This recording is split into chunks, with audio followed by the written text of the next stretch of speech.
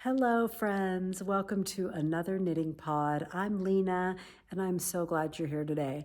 Whether you're new or you are returning, I have a really fun episode for you today because we're going to talk about everything I knit in 2023. And I totally get that this is the first weekend in February. However, I was super sick in January and I did not get to tape this very, very cool episode. So, February is the new January, as my son said.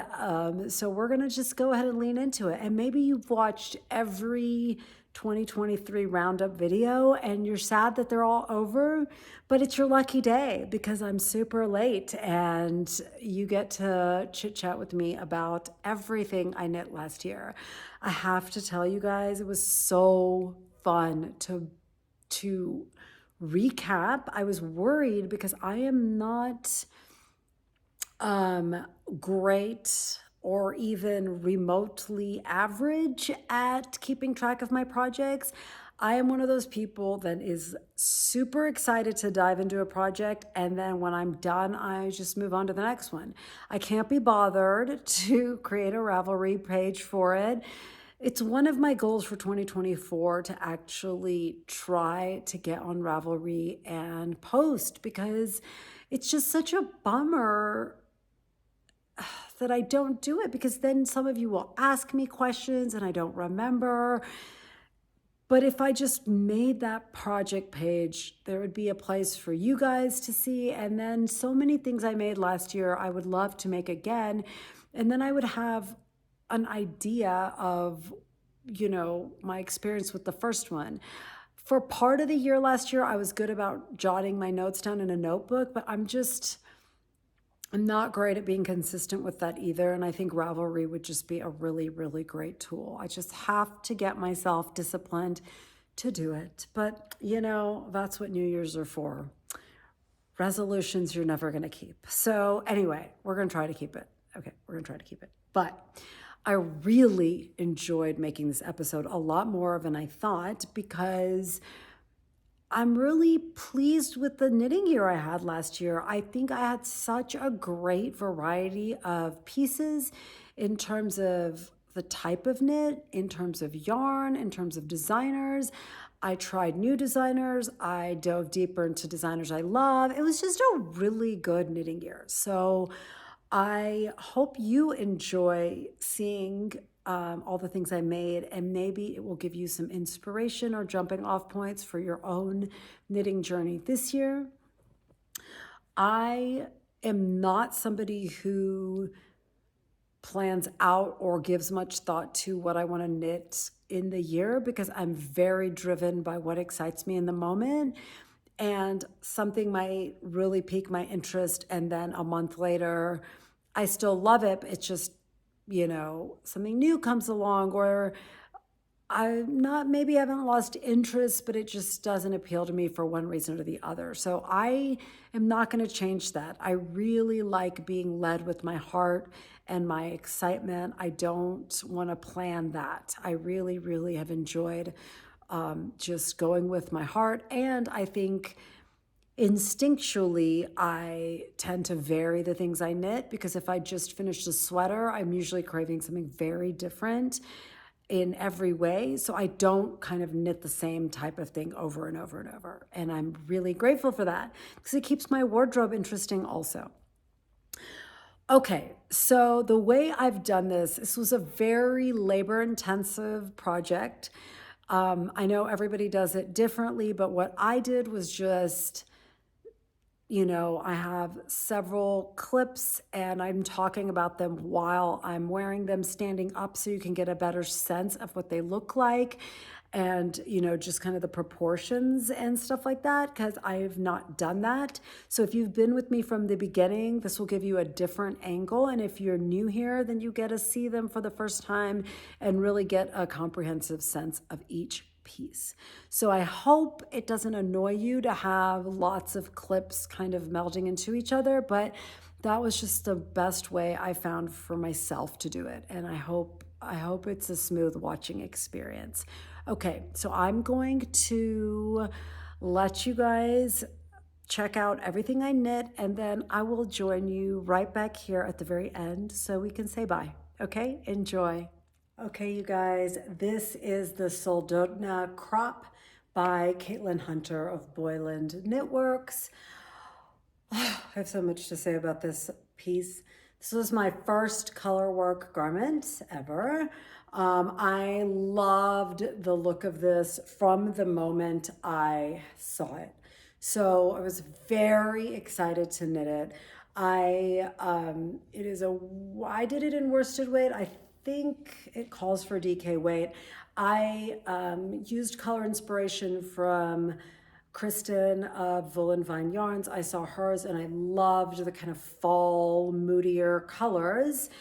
I loved knitting this. It was so much fun. I love color work with a heavier yarn. I have discovered last year that I've struggled with color work in fingering weight, but this was such a fun knit.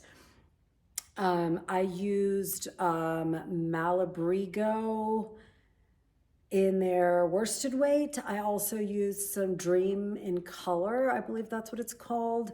I don't remember the colorways. I know this turquoise color was Dream in Color. That's the name, right? Yeah, it's like a merino with a hair of cashmere. And then this beautiful color is one of my absolute favorite kind of gray taupey neutrals. These are all, I believe they're all Malabrigo. You start top down. It's always a real bummer when you love the yarns you've picked and the pattern and everything, and then it doesn't pan out the way you want. I have truly never worn this out of the house. I've only worn it sitting on this couch talking to you guys because look at how this flares. It's awful. I don't know why it does that, and I'm sure you guys will tell me what you think. I am contemplating ripping out this ribbing and lengthening it, but that just seems like so much work. Like I'd have to go back and revisit so much. So maybe just rip out the ribbing and find a way to make it not flare out, which I know Jessica can help me do. She's amazing at stuff like that. The other problem with this pattern for me is the collar. When I followed the directions perfectly, this collar was double and like standing up in this really awkward way. And I don't know if you can still see how it does stand up a little, but what I did was I folded it down and stitched it because it was literally this awkward mock. It just was horrible. Like I wouldn't have even worn it sitting on the couch. So to me, this is a bummer. I think I could knit it again and really enjoy it and love the way it looked. But really, to me, it's the flare here is just, it is a deal breaker.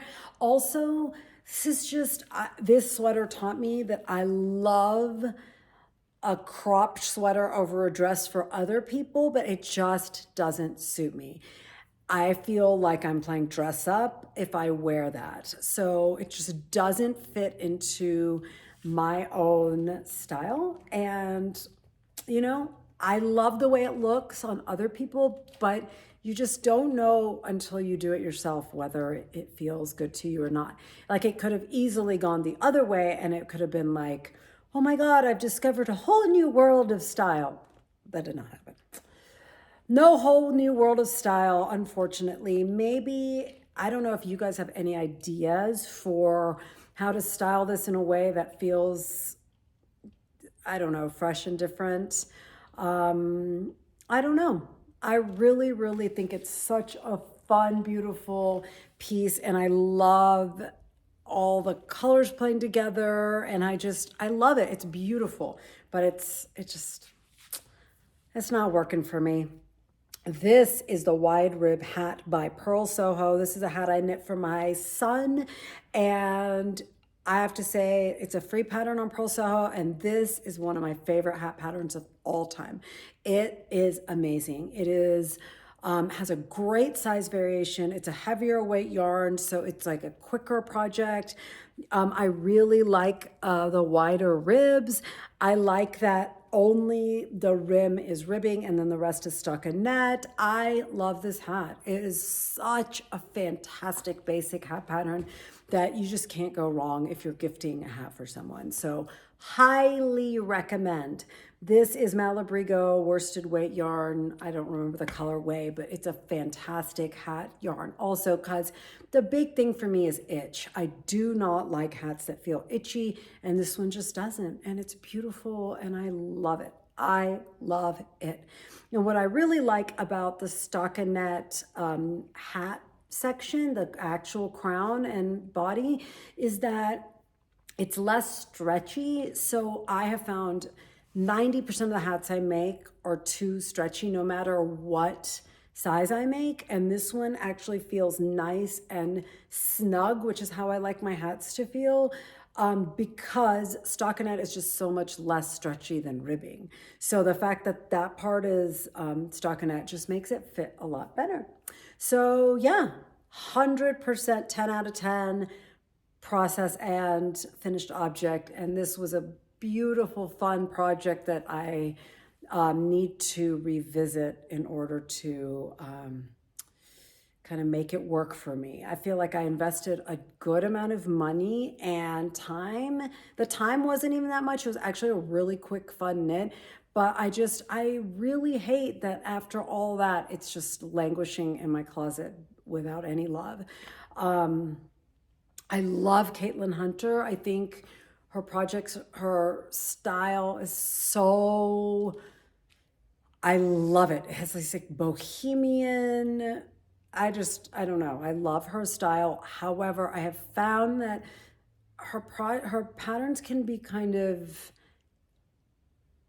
not exactly always on point. For instance, there was a shawl I really wanted to make. I believe it was called the Ohra, OHRA. And when I read the reviews, it was like the finished object looks nothing like the pictures that she has for the pattern.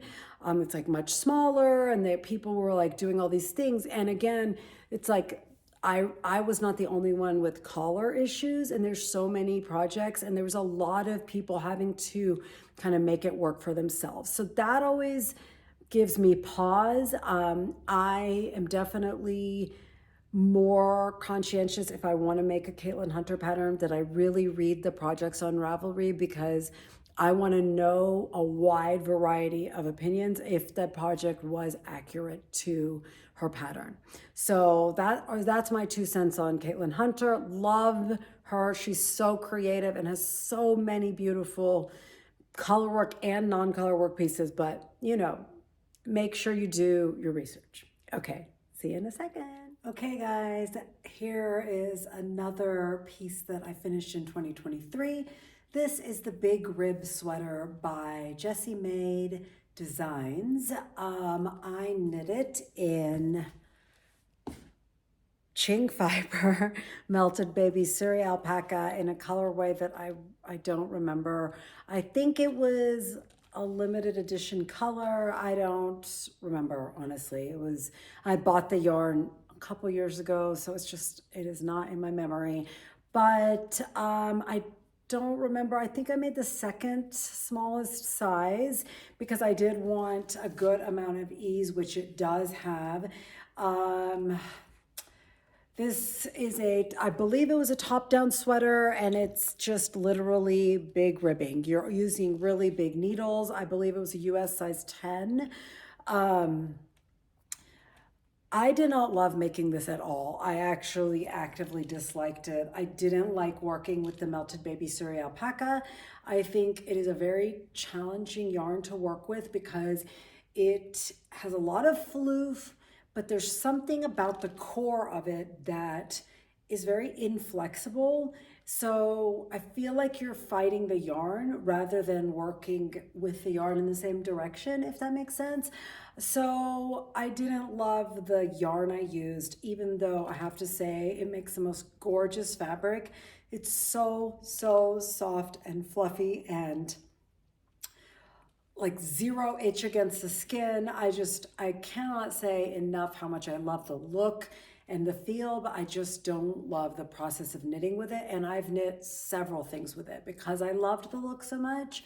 I would not ever buy it again, but I do have a lot of leftovers in various colorways, so I would like to use those at some point, but that's a different conversation.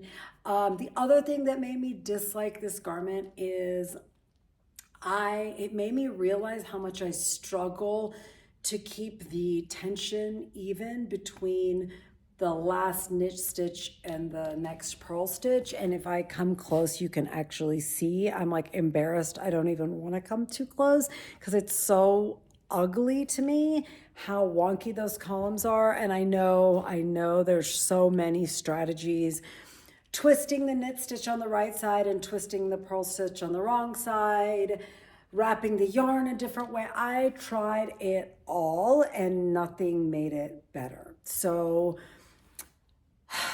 it's a bummer, but I remind myself that nobody is coming up to me and doing this. And if they are, they need to back up, and knitting is not the problem.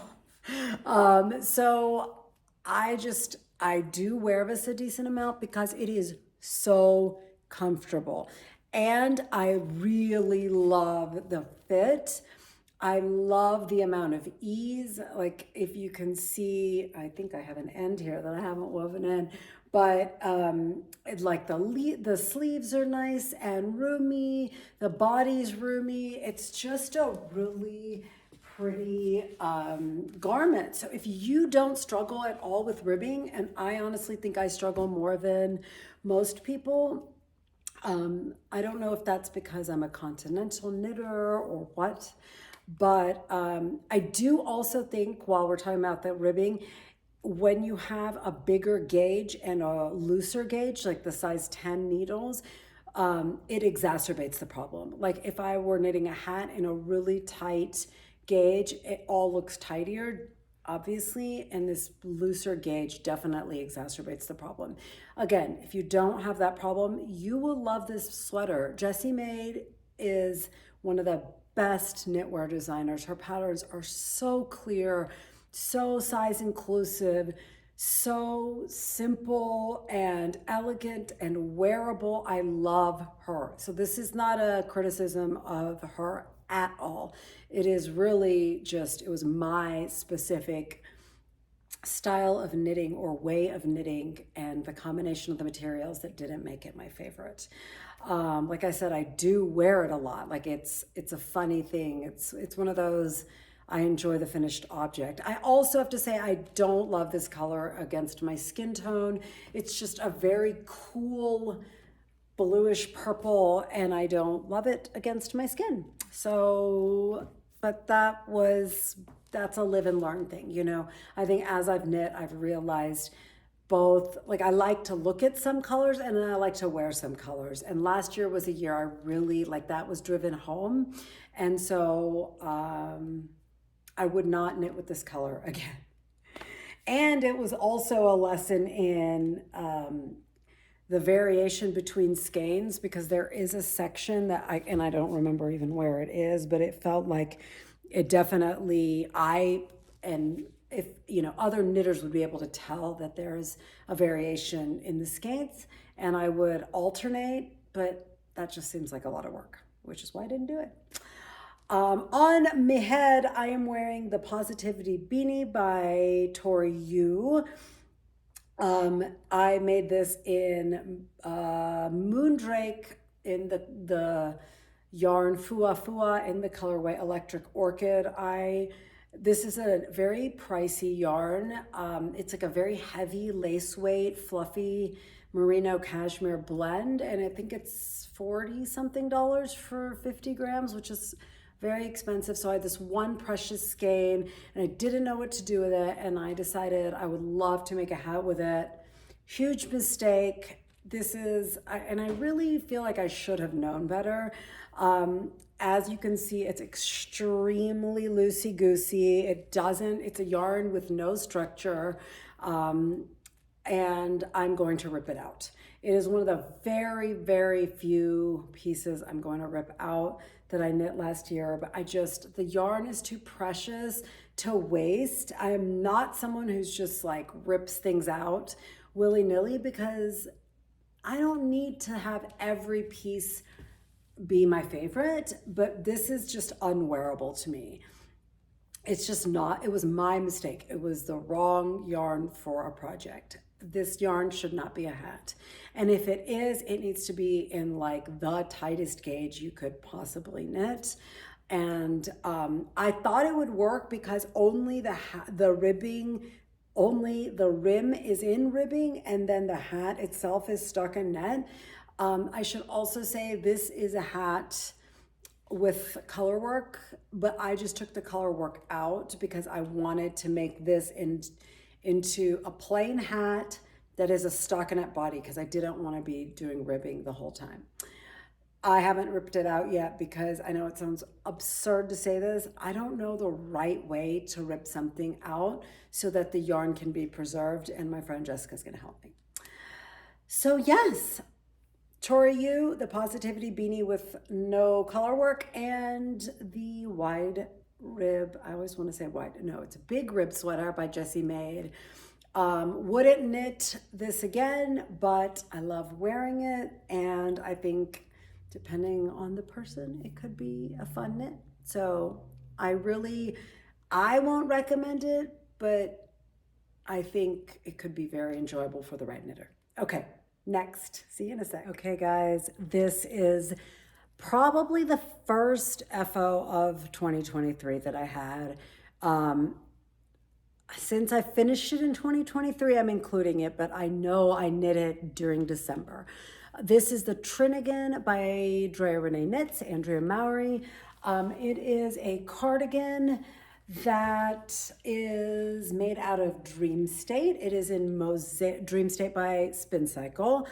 And verses, so this dots are Dream State in the colorway Love Spell, and the purple and coral is the verses by Spin Cycle in Hot and Heavy. I believe they are discontinuing verses, and it is on sale on the Spin Cycle website last time I checked. It is a 2-color marled yarn in DK weight, and then Love Spell is in worsted. I just really liked this combination, and so I went for the DK worsted, and I had no problems. This piece has grown on me more since I have had my recent love affair with Spin Cycle. So I do find myself wearing this more. I'm just letting it grow on me, and I'm really glad I'm enjoying it. You know, it's not, I have grown, or not grown, I have evolved in my color sensibilities since I picked this. And again, it goes back to that same thing I was saying earlier, where there's a difference between loving the way colors look and loving the way they look on me, or would I actually wear that color on my body in the world. So this is kind of pushing up against that edge, but I do enjoy this cardigan a lot because, you know, it's got these 3/4 length sleeves, which make it very wearable to me. I like that it's out of my way. So when I'm knitting, it's not a whole bunch of fabric. When I'm cooking, it's not a whole bunch of fabric, you know, dipping in and out of stuff. So I really think this is kind of like a sweet spot for a cardigan for me. Thoughts on the pattern, as usual, Andrea Mowry is just a brilliant pattern writer. I think she is just, you know what you're going to get, and there will be no mistakes in the pattern. I really think she is incredible at that. One of the things I really appreciate about this cardigan is that it stays really well on the body because it has a traditional structure. Where you are making a body and then the sleeves are knit on separately. Some of her cardigan patterns are made in like a one big piece, and I think those, I have made some of those and I struggle with keeping them on my shoulders. And I have extremely square shoulders and they still keep slipping off. And I know some people have more sloped shoulders, and I can't even imagine how slippy that must be. And that drives me crazy. So I'm really hesitant about her cardigans, but this one, I think it fits really, really well. It was a fun knit. I feel like the more I love it and wear it, the more I think I would make it again, especially because I think it would be awesome in a solid with Dream State. Like a nice deep color with your favorite dream state. I'm like starting to think like that would be the best project. You could make the sleeves longer. You could really play with this pattern and make it different. As usual, one of the things I absolutely loathe is picking up the collar, and I didn't like it with this either, but it's done and it's a great piece. I really have to say this has gotten more wear recently, especially because I think it's very wearable in whatever climate you live in. Even though it's, a mosaic, you can kind of see the beauty. Oh my God, it's so pretty. This is why we love Spin Cycle, right? Like it's just such a cool, even the reverse side is so beautiful. Even though it's double because you have all those floats, so it's denser, it's not like a hot, suffocating kind of cardigan. So yeah, I would say I recommend it. And Andrea Murray's like the most well-known designer. I feel like one of them, and with good reason. She's a very reliable pattern writer, and I really appreciate that. So yeah, the Trinigan. That's it. See you in a second. Okay, next up we have another Jessie May Designs piece, the Open Edge Tee. I made mine in linen quill again, the colorway Fresh Nutmeg. I just had a lot, and there's so much yardage in each of those skeins that I still have more. I have made this, and I made the ranunculus, and I think I've probably used it in other projects that involve more colors, and I still have leftovers. It's just it's a great yarn. If you like fingering weight yarn, they have so many colors. Some people really do find it itchy though, so beware of that. As for the garment, I steamed it a few days ago, but it has definitely gotten a big wrinkle in it. So this is not a pleat, it is just a wrinkle. This is a bottom up garment. So it's kind of hard to, I guess, let's see, I'm gonna lower you for a second, okay? Sorry. You can kind of see right here that there is this really cool open edge detail, which is why it's called the Open Edge Tee, with just some simple ribbing. This is my favorite thing about Jessie Made, is that she has such impactful design elements that are just so simple. And then at the top here, you have these eyelets. And if I had done the sleeves, there, I believe, was another edge that mirrored the ribbing on the bottom. So I did not love making this. I did not love the bottom up construction, not only because I think it's easier when you're top down to figure out where you want to stop, but also because after this ribbing and this open edge detail, it's just really boring. And I prefer to have the shaping and the short rows and all the more challenging, like the things that engage your mind. I like to do them first and then, get to the boring part. Because then I just feel like you're ready for the easy part and it just flies by. This was the opposite, and I just didn't love it. I didn't love the shaping. It was, you had to do it on one side and then you had to mirror it on the other side, and it just wasn't a fun knit, but I love the finished object. It's just such a beautiful wearable piece. I think her calling card is just really modern, sleek, wearable pieces. And I love that in the finished object. They're not always the most fun knits though, But again, sometimes you get both and sometimes you get one. And I would rather have the finished object be something I love for sure. I don't know if I mentioned that this has sleeves. I just didn't make them because I was super sick of the knitting. I do like how it turned out with the wider sleeves. So to me, it's actually quite perfect. It's a great layering piece. I think linen quill is a fantastic fit. It gives the stockinette body a little more interest because you have, the texture of the linen. So I really think this is a great match. If you've got leftover linen quill in your stash, this would be a great way to enjoy it. On my head, now that I moved the camera, I'm gonna have to squat. This is the actual Positivity Beanie by Tori Yu. I showed you my second one without the color work earlier. This is just such a fun, cute design. It is these adorable little smiley faces. I used Pearl Soho linen quill. As you can see, I really do love this yarn. And then the leftover of a shawl I made, it is High Country wool, and I don't remember. It's a fingering weight flock, I want to say. Maybe it's flock. I really, really like the Smurf vibes that it has. I like that I made the brim one color and the smiley face is the same color. I like the contrast of that. I think, so there's an adult size and a child size, and I wish I had made this in the child size. It's just really stretchy. Again, I hate that. I find it really hard. Hats are always too loose on me. That's why I love those two, the couture and the wide rib. They fit so nice and snug. Some people like a looser beanie. I don't. I want it to feel nice and secure. And when it's loose, I think it feels more itchy somehow.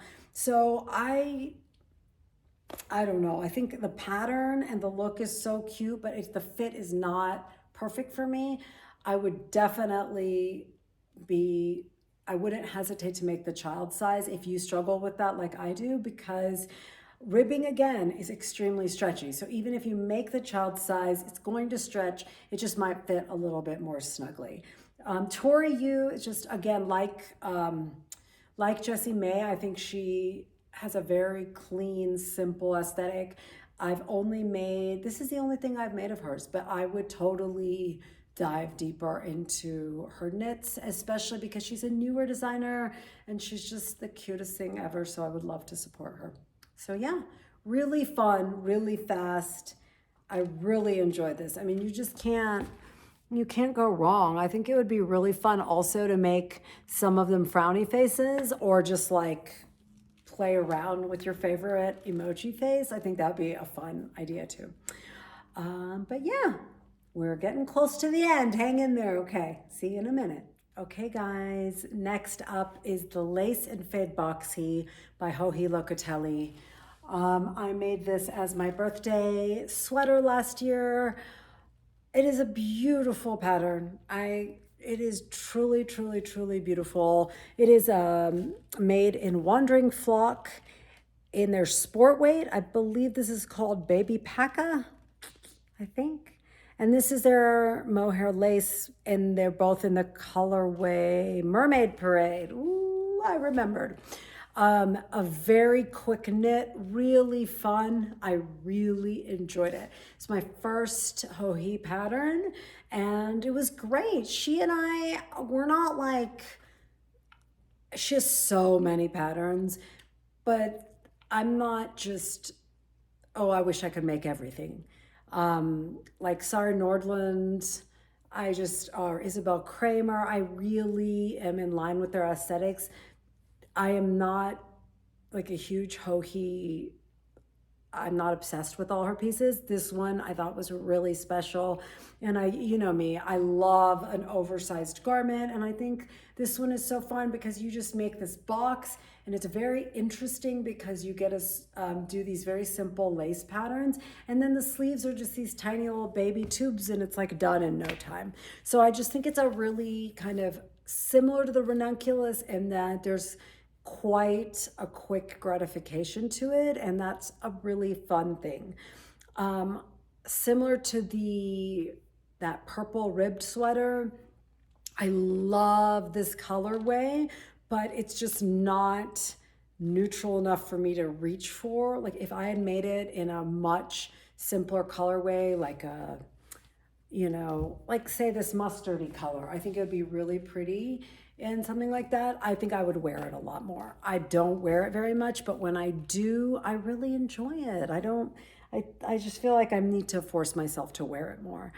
Um, Trying to think what else I have to say about it. I really think I made it so quickly and I really did enjoy it. So I would totally make this again this year. I think my friend Sharon made it in like a gray, like a slate gray, and I think that would be really pretty. Because of the lace and the way the panels alternate, it has like the special occasion feel. So if you made it in a dark color, I think you could really wear it a lot. So I do think it's wearable, it's comfortable. I think it'd be beautiful on so many body types. If you are the kind of person that wears dresses with the sweater on top, you could crop it. I definitely cropped it, but not too much. If you cropped it more, you'd make it even quicker. On my head is the Robin beanie, again by Sari Nordland. I love this beanie so much. I think this is the first Sari Nordland thing I made. I held a strand of hot pink yarn and I don't remember the manufacturer or the colorway. I held it double with the strand of Wandering Flock in, what is that colorway called? It's a lace weight, it's a mohair lace.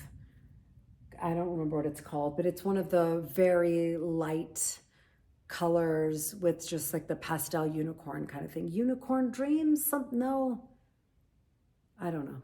I'm going to stop. Holograph something, I don't know, it doesn't matter, but it gives it this speckled look with the fuzz. I think it would have looked amazing just solid pink, so that it was just like bam. But again, love it. It fits beautifully. There's a slight itch factor, I'm not gonna lie, because of the mohair, but I love it. I would make this again. It was a top-down beanie, which I'd never done before. What I really liked about that is I could keep on trying it on until it was a length that I liked. Like you guys know, I like a lot of slouch on top. So there was no question that I was gonna get it to the right length, because you can just keep trying on, and I did, and I kept adding more and more and more.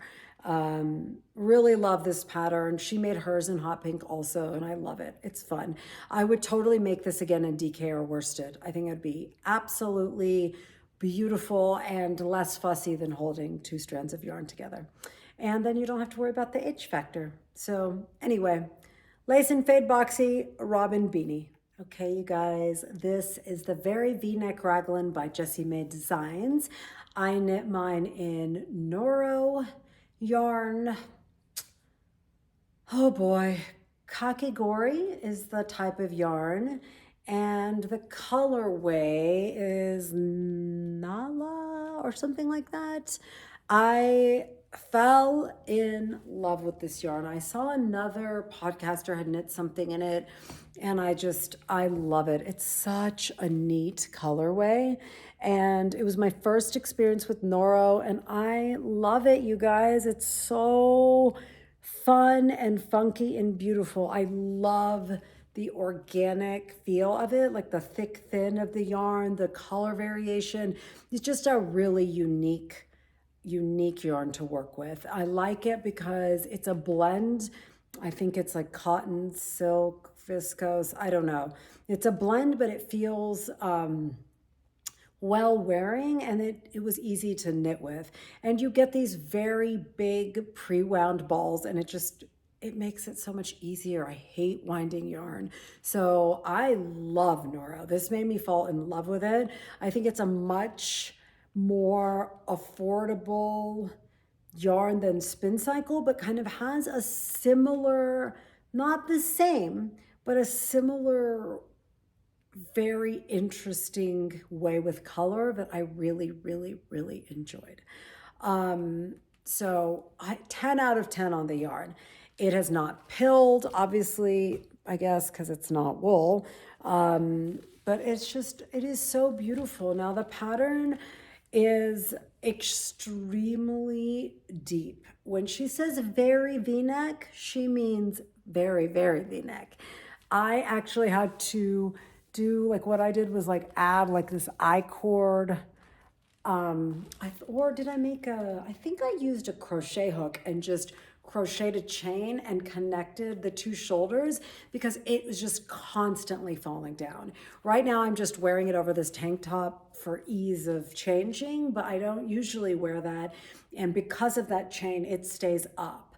Otherwise, it is truly so oversized, and I would never wear it if I didn't do that because I don't have the bandwidth to be fussing with my clothes. It is really, really oversized. I mean, I think you have to have, that has to be your aesthetic. I really like it. I like big, baggy, oversized sweaters and tops, so it fits perfectly. I wear it all the time. It's probably one of my most worn sweaters. I wouldn't say that the process of knitting it was like, oh my gosh, so entertaining, because it's a lot of, I remember just feeling like there's a lot of shaping and then it's kind of boring. So I'm really glad that I used a yarn that is interesting to knit with. If it was just like beige plain yarn, I think I would have tossed it. I would have ripped it out. So I definitely think if I made it again, I don't think I would make it again. I really love V-necks because I have such broad shoulders, and I think it's more flattering on me, but it's just too V-neck. It's a cool look, but I would prefer just a little bit more narrow and less of a fussy kind of falling off your shoulders kind of thing. So not a 10 out of 10, but I really do love it. I do wear it a lot. And because it's not wool, I feel like even in the summer, it's very wearable. And I'm still wearing the same hat because my hair is so messed up under all this hat changing that I'm just gonna have to wear a hat. So, yep, that's it on this one. Nothing too exciting. It's definitely a very popular design on Ravelry. Lots and lots of project pages to sift through if you're thinking about it, and I always find that really helpful. Okay, see you in a second. Okay, guys. Next up, we have the Ranunculus by Midori Hirose. I, like every other knitter on the planet, loved knitting this piece. Absolutely loved knitting this piece. And in fact, I wore it to meet my friend for lunch the other day, and I just realized I have to make another one this year. I loved it so much, and so rarely do you enjoy making something so much. It's fast, it never dragged on, and it's my favorite sweater to wear. I think the silhouette is just so, so beautiful. I love this pattern. I made it out of Pearl Soho's linen quill in the colorway Fresh Nutmeg, and I just think it's such a great match in terms of yarn and pattern. I just wanted to come closer so you could see this gorgeous yoke. It's such a fun, it keeps it so interesting because it has like various different, these wrapped stitches, some twisted stitches, this eyelet. It's just such a fun pattern. I mean, if you haven't tried it, please do. There's a reason it's so popular. It is a great pattern. Let me try to remember some of the details about this pattern. I made the wider neckline. I did not do any fancy cast on that she recommends. I just did a twisted German cast on, and it was perfectly fine. Obviously I made it long sleeves. I did not do the diagonal. There's like a diagonal cuff thing I just bound off. What else? There's so many ways to customize this pattern to make it, to your liking. And that's one of the things I absolutely loved about it. If you want to make it in a worsted weight, you can. You don't have to gauge swatch. I wanted a big, lightweight, airy sweater, and that's exactly what this is. And you could make the same thing in a worsted weight, and it would look completely different, just because it would be a much denser fabric, much warmer. You could make it in a short sleeve, sleeveless, different neckline. It's just, she gives you so many options. I believe I made the second size, and it's really not that big. I mean, it is like, you can see it's got a lot of ease, but it's not too much by any stretch. Like, I could have gone up one size. I really want to make it again in linen quill, Pearl Soho's linen quill. I have some in this dark denim color, and I just think I would wear it so much, and I would love to revisit it. It was such a fun pattern. The one thing I would do differently is not make it cropped. It's fairly cropped, and I would definitely add length, because again, I just want easy pieces. Like, I have to wear a tank top with this, and I don't want to. I want to be able to just throw it on. Couldn't recommend it enough. I remember when I did it, I was a very inexperienced in terms of lace, and what I ended up doing, so I did it, but I was off on my stitch count somehow. And then the German short rows in the front and the back, kind of, you just have to focus on that beginning part, is what I found. And once I figured out, one of my friends, Sharon, told me that that it would help to put stitch markers between the lace repeats so that you are on track. That was a game changer. Like, I highly, highly recommend you do that. So I definitely knit it, then ripped the entire thing out and started over. And I'm so glad I did, because it is my favorite knit of 2023, I believe. I really, really do. I loved it. It was a fantastic knit. I'm worried that my hair against this hat is making a sound in the microphone. So I apologize if you hear a rustling. I don't think I have anything else to say about it. It is just a gorgeous, gorgeous piece. I would love to knit other patterns by her as well. On me head, I have the Kutar Beret by Sari Nordland. This was another of my favorite knits for this last year. I remember I had somehow lost my knitting mojo. I was very kind of in a knitting funk, and I picked this. I wanted to make something to kind of like snap me out of it, and this just totally did. And I don't wear it like a beret. Like, I did not block it out. I just wear it like a regular hat, and I love it. It is just so feminine. It fits like a glove, and like a hat. Like I told you, I really struggle with hat fits, and this just fits so perfectly. I was really suspicious that this I-cord edging would make it too tight, and it did not. It fits perfectly. It looks so pretty. Like, I love the way this I-cord looks. And then if you look at this, the lace pattern is so delicate and beautiful. I knit this in, what did I knit this in? La Bien-Aimée in a single space. Jinju, I think, is the colorway. And I held it double with a strand of Shibui Silk Cloud that I had in my stash.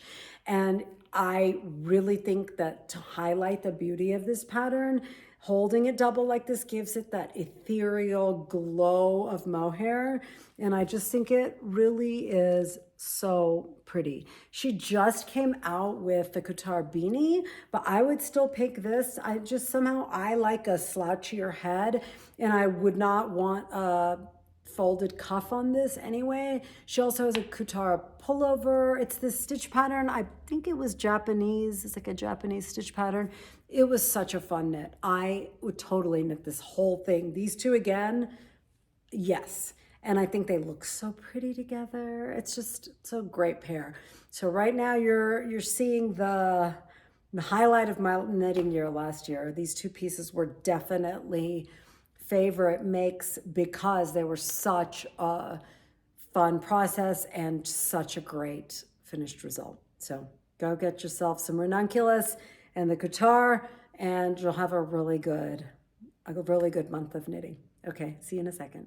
Okay, guys, I believe this is the last hat top combo. So we are officially at the end of this section. This is the Spring League Pullover by Alexandra Tavel of Two of Wands. I knit this in Noro in this gorgeous green color.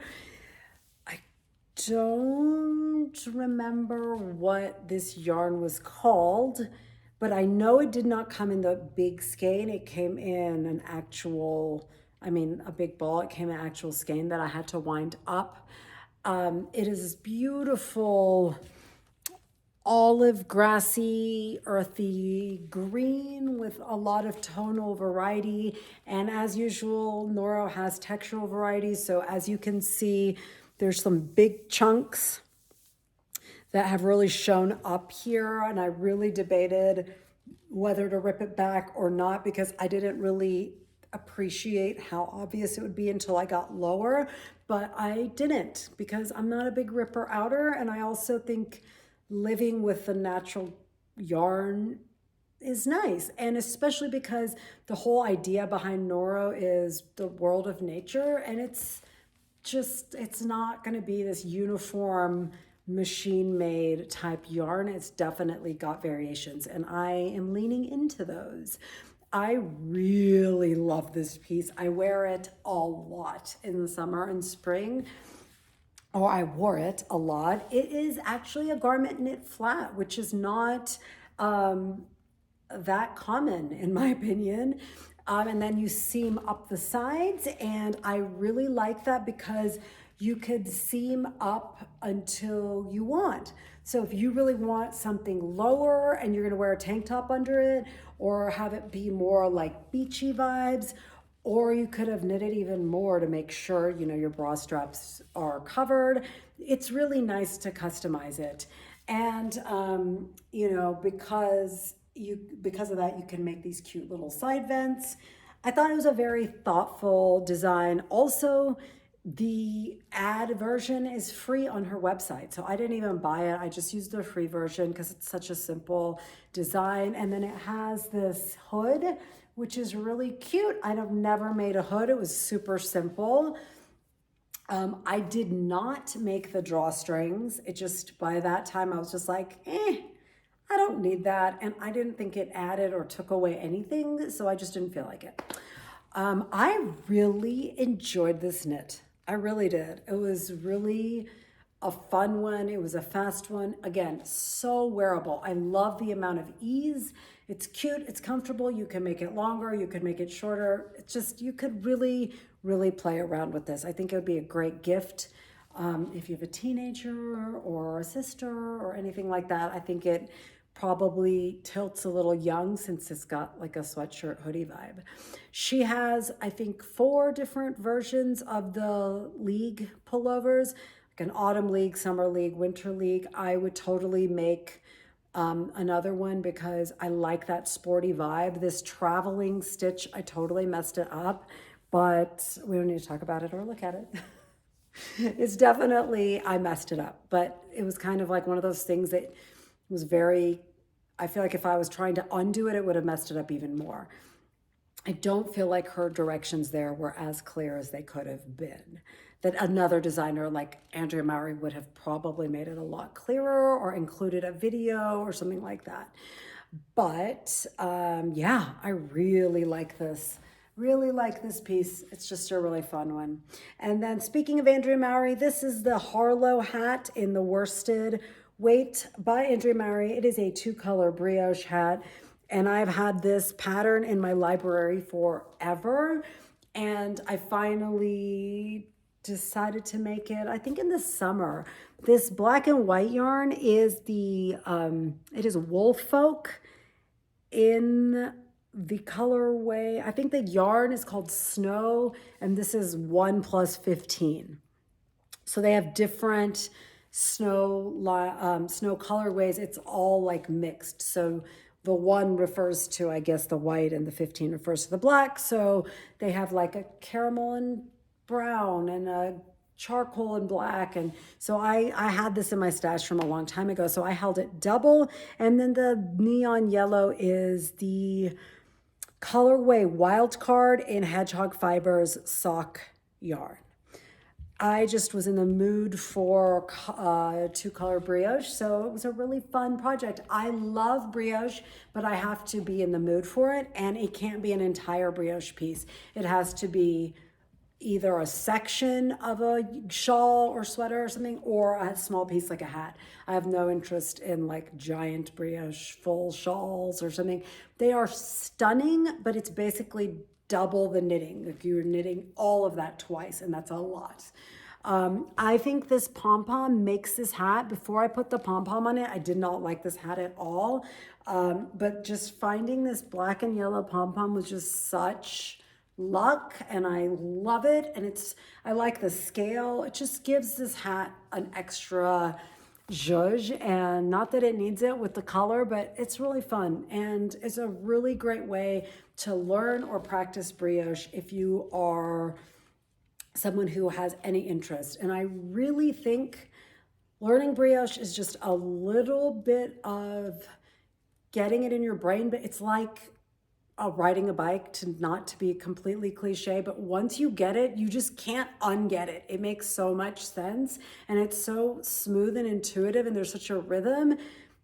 If you've been scared, if I can do it like the baby knitter that I am, you got this, okay? So go forth and brioche this year, especially because Stephen West has some of the most beautiful brioche. And I also think Andrea Mowry does, especially because she does a lot of shawls with just a couple of brioche sections, which to me are just absolute perfection, especially the satellite shawl. So, okay.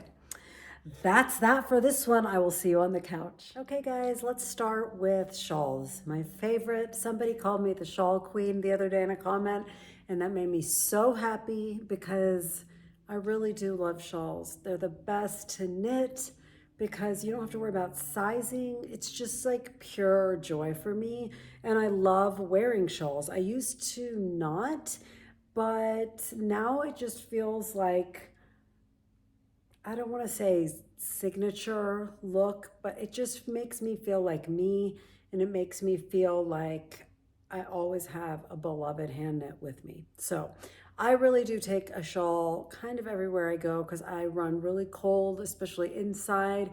Even in the summer, I feel like in the States, they always blast AC everywhere. But anyway, y'all know I love shawls, but let's actually talk about the ones I knit this past year. The first one, I'm going in no particular order. I'm not going chronologically or anything like that. So this is the first one I wanted to share with you. I'm doing this standing because I do think you get a better sense of the scope of each shawl. And I've never showed you these standing up, so I thought it would be a fun chance to do that. This is the Golden Hour Shawl by Andrea Mowry.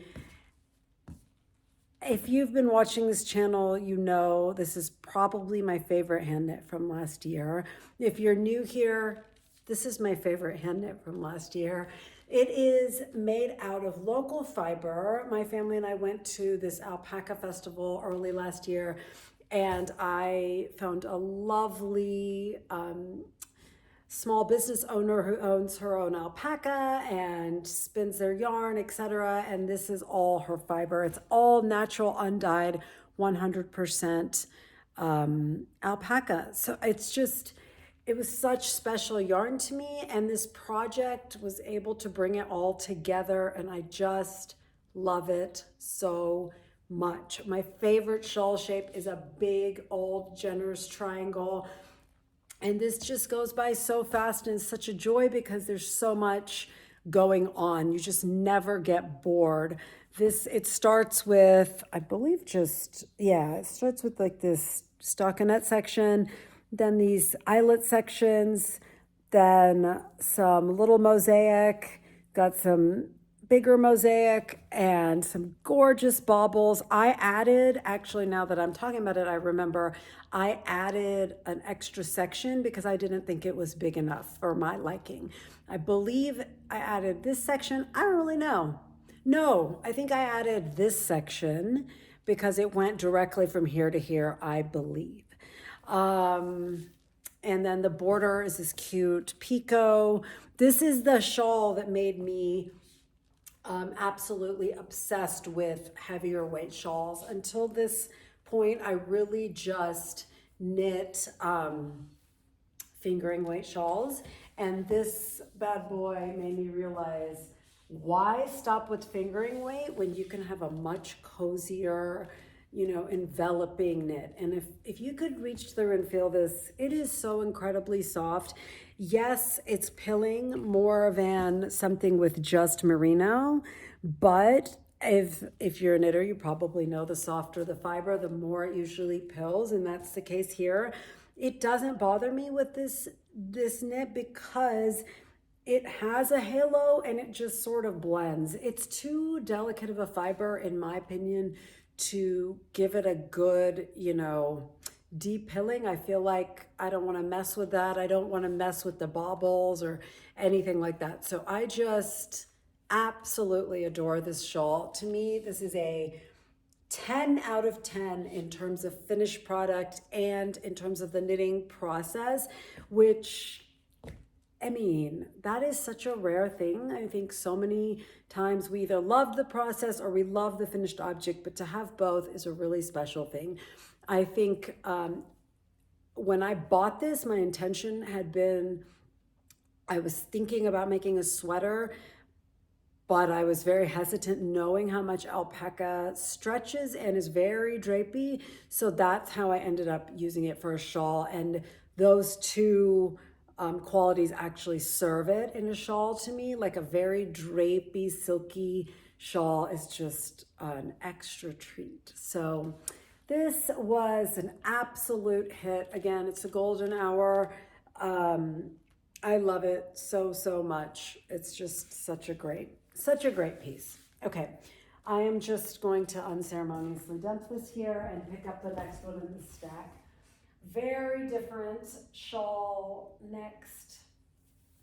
This is my Painting Bricks shawl by Stephen West, the one and only. Another gorgeously enormous shawl and a very different vibes. This is a fingering weight shawl that I made with all sorts of colorful scraps that I have left over in my stash, and I loved every minute of this knit. I love the size of it. I love the lightweight drapiness of it. I feel like it's so wearable in every season, no matter what climate you live in.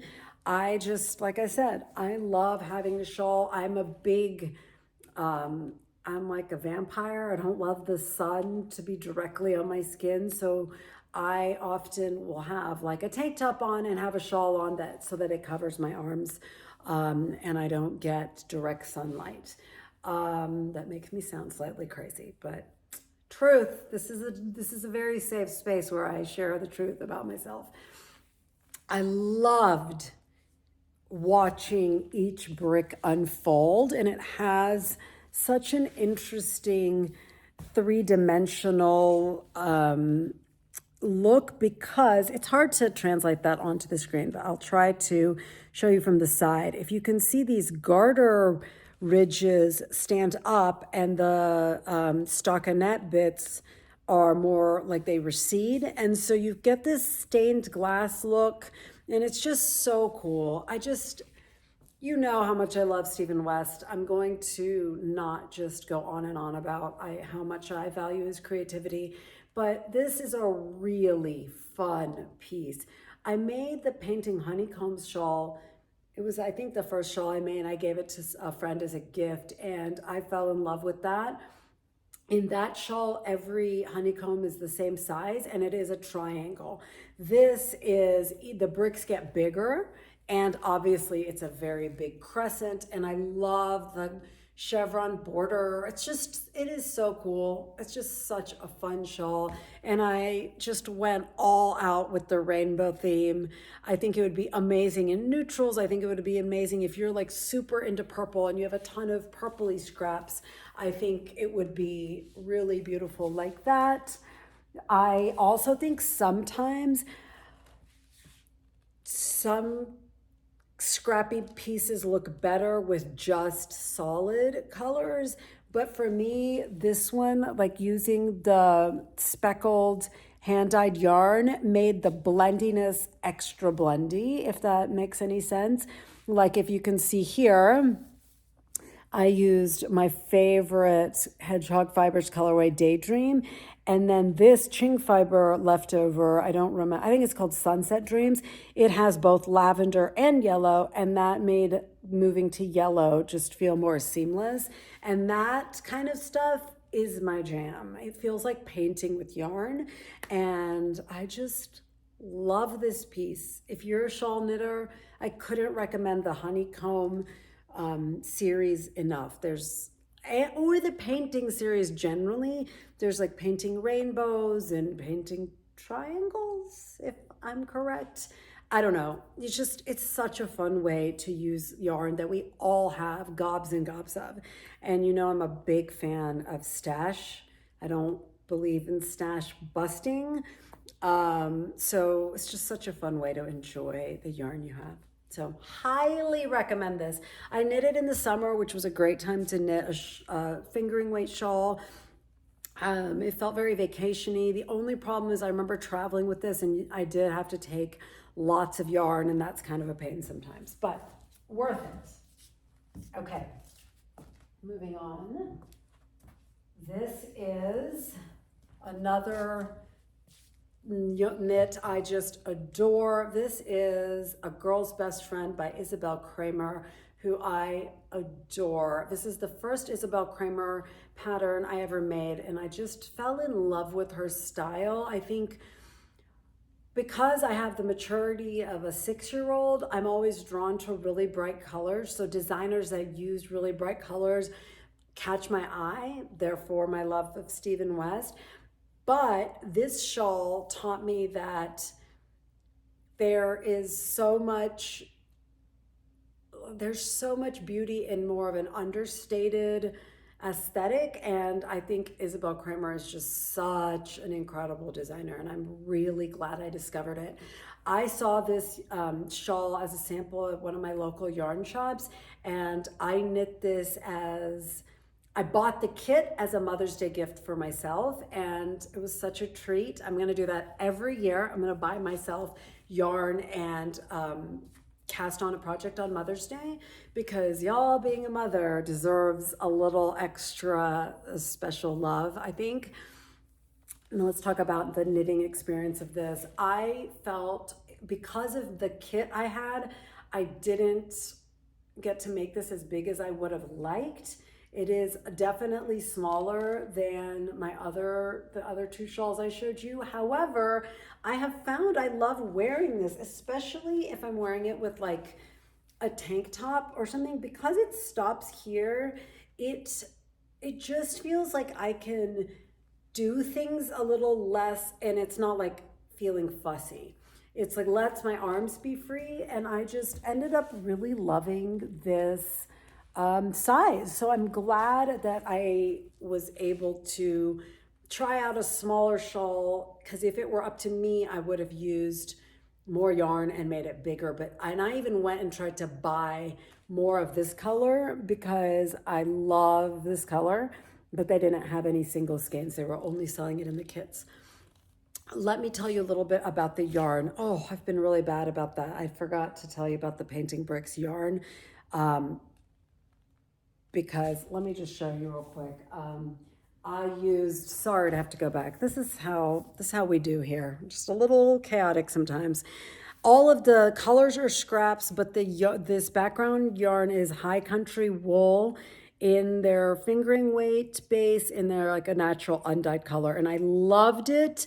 It is really, really fine, lightweight fingering, but it was the perfect background for this. And it's like very drapey, and I loved it.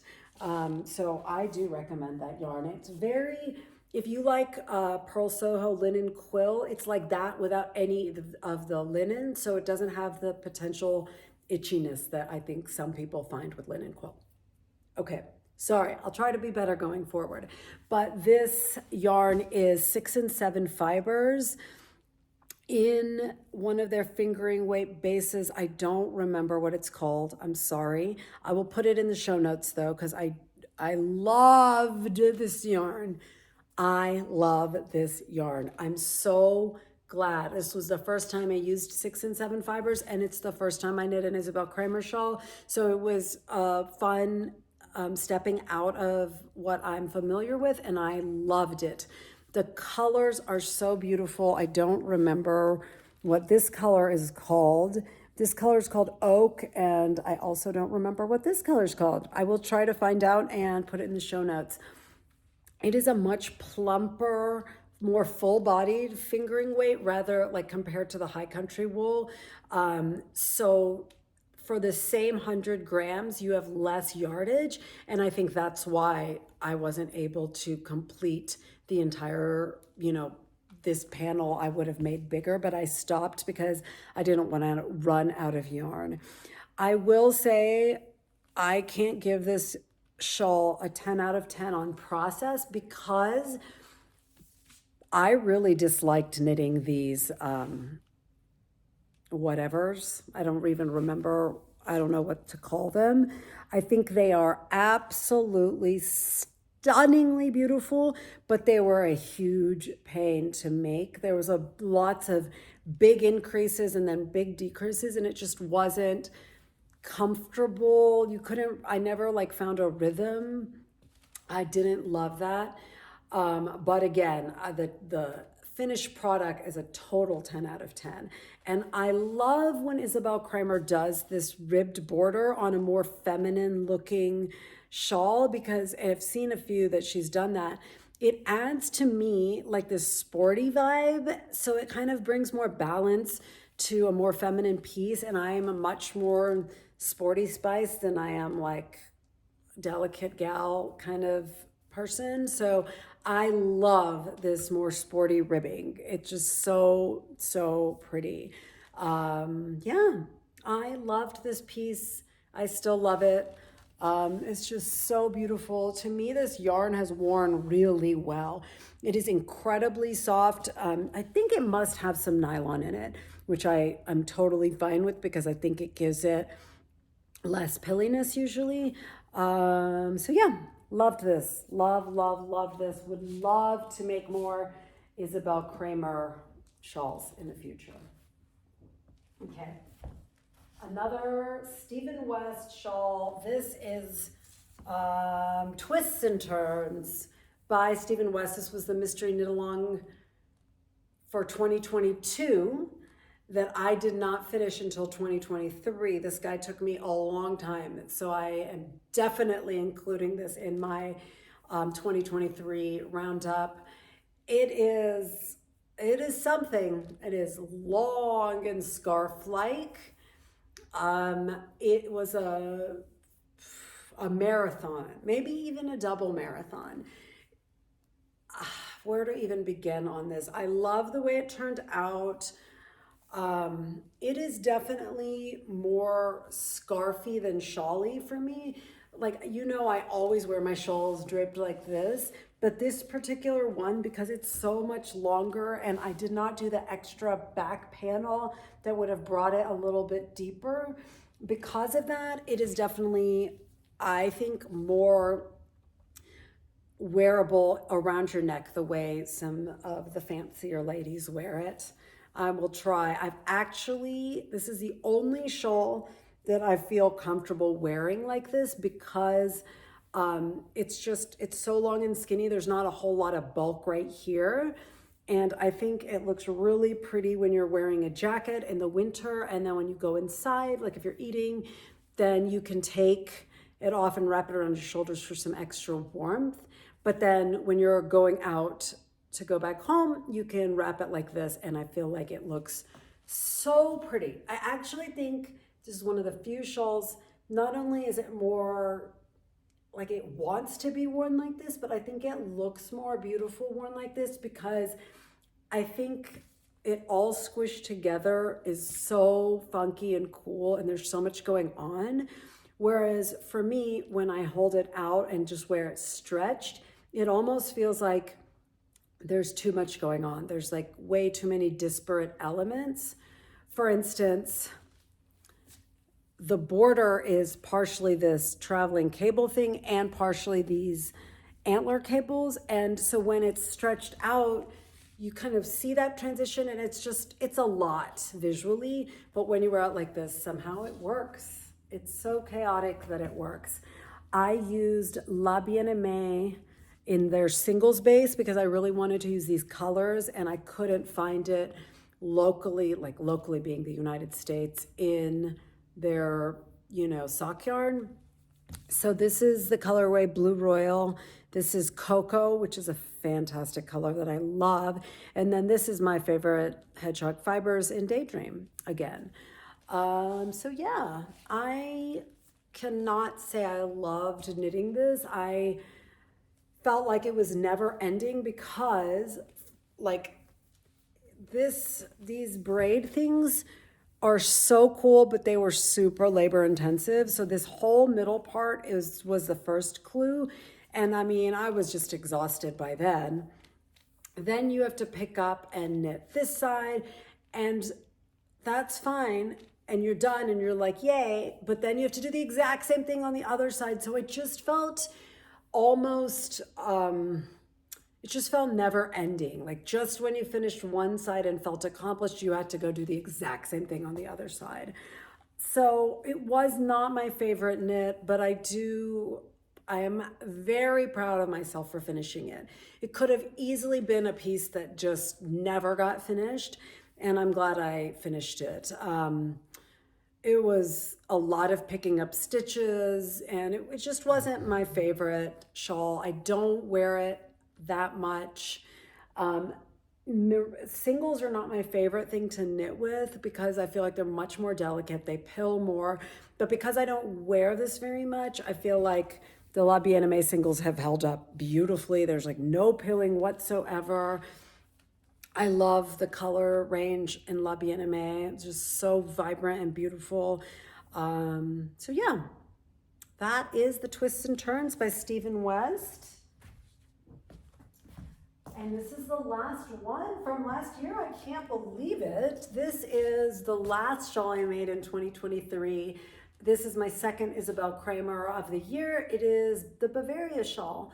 It is the biggest thing you've ever seen. I'm gonna hold it up so you can see it. It is schlanket through and through, okay? It is enormous, and I love it. Love, love, love it. I knit this out of, let's see if I can remember, Green Mountain Spinnery. It is a DK base, DK weight base, non-superwash, very rustic yarn in the colorway Mean Mr. Mustard. I just fell in love with this color, so I bought it, not knowing what I was gonna make out of it. Actually, yes, I was going to make another Isabel Kramer shawl called Cowboys and Angels. I want to say that's what it's called. It is beautiful. I still have that pattern. I want to make it, but I will make it another time. I just fell in love with the texture of this shawl. If you can see this, you start over here and you have this long garter stitch panel, which I have to say got extraordinarily boring. Also, I held it double with a strand of Knitting for Olive in their their mohair, soft silk mohair, I think it's called, in dark mustard. It was a perfect match. I was so excited because it was such a perfect match, and I had my local yarn shop, one of them, Lula Faye, had it. So I was super excited about it, but it was one of those things that my excitement just wasn't, it didn't pan out almost in terms of the experience of knitting it, because holding two strands of yarn, it just was such a pain, because like I felt like I was constantly making sure I picked up both strands when I pulled that knit stitch through. So I really thought this garter stitch panel would be good relaxing knitting, but it wasn't as fun as I wished it had been. And then you get to the textured stuff. So you've got these, it's like 8 knit stitches, and then you do 2 purl stitches, and it creates these diagonal textures, which I think is so beautiful. Then you've got baubles and antler cables, which are just one of my favorites. And this just has a very, to me, it feels very like a plant. It feels very organic. I just think it's so beautiful. And then that just repeats. Honestly, it was even bigger. I cut it short because it was like, I am not a very big person. It was going to be dragging on the floor. So I am very happy with the length, the size I bound off at. I had really high hopes for this being a really fun knit. It didn't end up being as fun at all as I thought it would be. However, it is one of my most worn shawls because it's enormous. It's a really neutral color for me. I love the color against my skin tone because I have darker skin. I feel like it's just one of my favorite colors. Let's just say that. I love it. I think it goes with absolutely everything. It's the shawl I take when I travel because it's a more well-wearing yarn as opposed to that thicker alpaca shawl. That shawl to me, I feel like I treat it a little more delicately because the alpaca fiber pills so easily. This is just so much more, it just harder wearing. So if I travel, I take this because I think it's more like a blanket. So if I'm on a plane and I'm cold, I think it's perfect. It's just fabulous. I love the finished product. I didn't love the knitting process. However, even when I didn't love it, I finished it really fast. I feel like I finished it in a month while knitting other things. So it's a quicker knit and I love it. I love a triangular shawl. It's my ideal shape for a shawl because I wear them like this. I feel like it's so comfortable to wear and I just enjoy that shape a lot, both in the making and in the wearing. Okay, so that's all the shawls I made last year. Next up, we're going to talk about the garments I made, and then we'll talk about the accessories I made. Okay, see you in a sec. Bye. Okay, you guys, I hope you enjoyed that roundup of everything that I knit this year or this past year in 2023. It was just an absolute treat to revisit every project and really think about my experience with the yarn, my experience with the pattern. It reminded me of, what I was doing every time I knit. Our pieces are so woven into our lives and the experiences and the moods we're having at that time.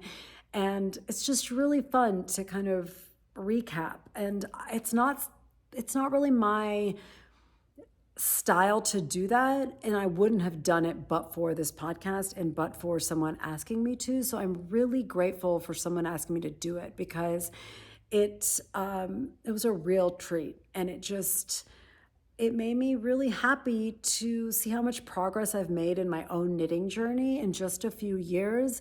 I went from not even knowing how to make a knit stitch to making sweaters, which I truly, truly, truly never thought would be possible. I just didn't think it was within the realm of possibility that I could create a garment. I definitely underestimated myself, and I have learned not to do that anything you want to do, you can learn, and you can just have so much joy along the way. And I think the knitting process is truly, it just makes me feel so happy and calm at the same time, but all the things that go along with it, also like diving into yarn and all the different types of fiber and different designers and different garment construction, all of that is just goes right along with why we knitters are so obsessed with knitting, right? And I don't think people understand that from the outside. They're just like, wow, these people are really obsessed with knitting, but they don't understand that it truly is just a world of its own. And it's just from the materials to the people that we share it with. It's just the best, and we're very lucky. I hope you feel lucky. I will continue to let my heart lead me in what I knit. I don't plan to do anything different this year. I really think instinctually I tend to crave a very different type of project after I've concluded one, whether it's in color or material or type of knit or whatever it is. I tend to kind of swing back and forth between colorful and more simple colors and more intricate to more plain. So I feel like it was a very well-rounded year for me in terms of knits. I had some sweaters, some hats, some shawls. So it was just a great knitting year. I will definitely keep that same type of energy in this year. And I'm just realizing as I'm talking that I have one more knit from last year, and it would be a true shame if I didn't share it with you. So if you would please be patient for the 5 seconds it will take me to grab it. I'm just going to grab it and come right back, but I'm not going to cut the thing. So hold please.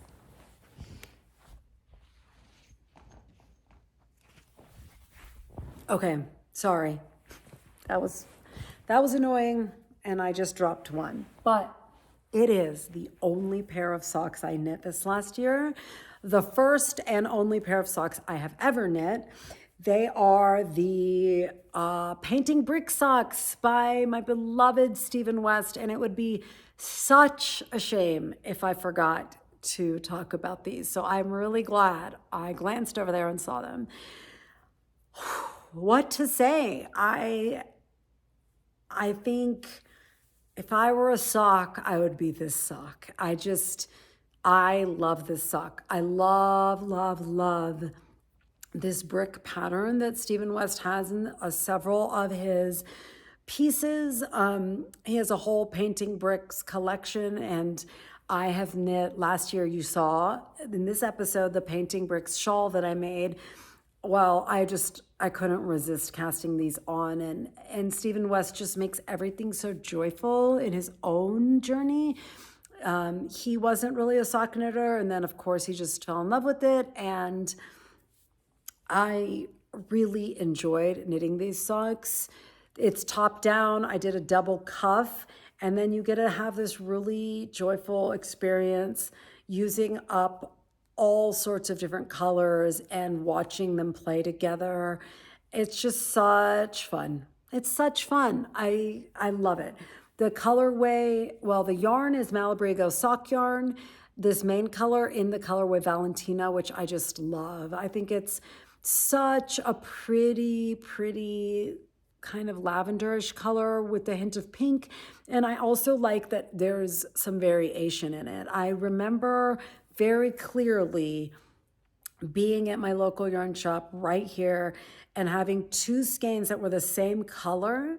One was Malabrigo and it was like 20 something dollars, and one was Cascade and it was like $11. Both sock yarn, but the Malabrigo had very subtle color variation, and I just loved the way it looked compared to the Cascade, which I felt like was kind of flat looking. And so to me, it was worth the extra money, and I'm really glad I did. My biggest issue with socks, and the reason I haven't knit any since then, is very similar to the hat journey I've been on. I think I need to make like a kid's sock or something. First of all, I have an enormous foot, okay? I am like 5'3", and I wear like a size 11. It's embarrassing. We don't need to talk about it. But I have giant duck feet, and so I need to make a big sock for my foot but my ankle and my foot are very narrow. And because I'm a continental style knitter, I think just people that hold their yarn in their left hand tend to knit more loosely. They're just not as tight as I wish they were. And because I feel like all sock yarn has some nylon in it for durability, but they're also all superwash, which makes them stretchier. So my issue with socks is that I need a nice, snug, tight sock. Similar to a hat, I like that fitted feel on my foot. And this is just stretched out with time, and it's just not as tight as I'd like it to be, and maybe I could experiment with that. If you are a sock knitter and have any tips for me, please tell me. I would love to knit a pair of socks this year. I don't think I will ever be one of those people that's a constantly got socks on the needles, or which I think is, I'm really jealous because I think it's such a great travel project. And right now, as I'm talking, I'm thinking, my daughter and I are going to Portland for my son's basketball tournament. And I've been contemplating what to take, and I think it'd be really fun to take socks. But I need tips on how you make them fit really well. Because when you're knitting with a size 0 needle, there's not a smaller needle to go to. So I'm gonna rely on y'all to reach out to me and tell me your thoughts and ideas and tips and tricks, okay? Please, please, please do that. As far as these socks, again, like I said, it's top down. I don't remember what the heel construction was called, but it was gloriously well, what am I trying to say? Like, the directions were so clear, and even a first time sock knitter I didn't make any mistakes. I thought it was fun. I thought it was easy. I loved everything about making this. I also just think it's so pretty how the bottom, I wear these a lot, even though they're loose, so you can see how dirty they are, sorry. But I love how the bottom is just striped sections and the top has the painting bricks. I just think it gives it's very thoughtful. Like, I wouldn't want this brick pattern on my foot. So I think it's a really thoughtful thing, and it's so fun to use your bright and colorful leftovers. I couldn't recommend these enough. I would be very curious also to know, I know Stephen West last year did the West Knits Year of Socks. I would love to know, if you did that, what was your favorite sock? I would love, love, love, love to know that. He's brilliant. He's a doll. I love him. And it would have been a real sad thing if I didn't get to talk about these today. So I'm glad I got to.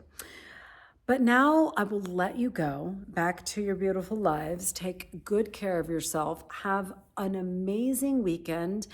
I will be back in your feed next week with a regular episode. I have so much to share about what's on my needles right now, and I can't wait to show you. And if you are new here, I would love it if you stayed with us. Hit a subscribe button, and then you won't miss new episodes, okay? I will see you later. Take good care.